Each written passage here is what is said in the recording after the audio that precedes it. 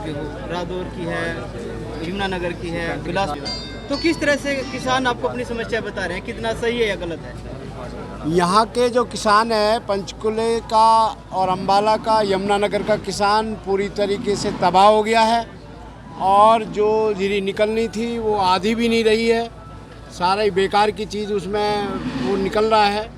तो मुझे बड़ा दुख है कि हर किसान केवाईसी में जीवन बीमा जो उसका बीमा देता है फसल का, प्रधानमंत्री जी के बड़े बड़े पोस्टर लगे हुए हैं कि हम किसानों को बीमा योजना के अंतर्गत लाभ दे रहे हैं।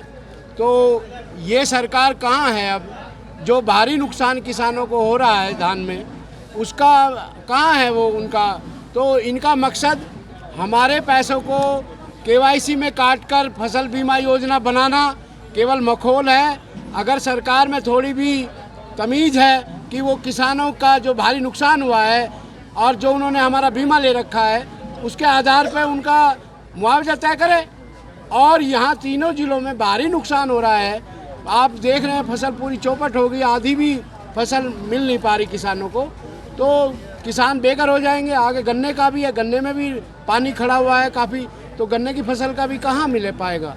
तो हम लोगों का ये घूमना, लोगों की समस्या से रूबरू होना, किसानों की बात को पूरी तरीके से समझना, इसलिए जो किसान यात्रा निकाल रहे हैं हम, जो किसान हितों पे हम काम कर रहे हैं और सरकार को, अपने पार्टी को भी हम बता रहे हैं कि किसानों की हालत हरियाणा में बेहाल है।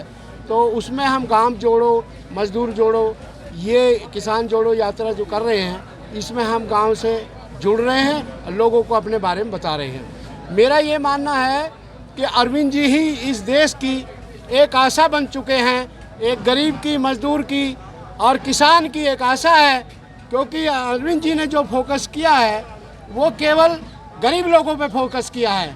जो शिक्षा फ्री है, सरकारी स्कूल को बेहतर करने का जो उन्होंने प्रयास किया है, स्वास्थ्य सेवाओं को फ्री करने का जो उन्होंने प्रयास किया है, ये और जो बिजली का फ्री करने का जो प्रयास किया है, ये बिल्कुल गरीब जनताओं के हितों की बात है।